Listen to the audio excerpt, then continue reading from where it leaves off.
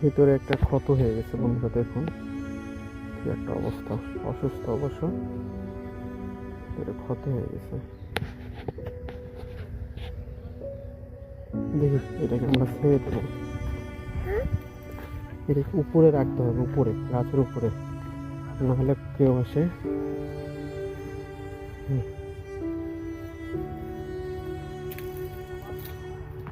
এই যে রেখে দিলাম, পড়ে যাচ্ছে তো। ধরো, আবার ধরো। এটাকে উপরে রাখতে হবে বাবু, ভালো করে ধরো। এটাকে গাছের উপরে রাখতে হবে, নাহলে কুকুর আসে বা শিয়াল খেয়ে নেবে। হ্যাঁ, এই ধান খাইছে তো, এই যে আদার খাইছে, ধান খাইছে তো দেখছি। তুমি উপরে থাকো বাবা, এই যে তুমি উপরে থাকো, ঠিক আছে? ঠিক আছে।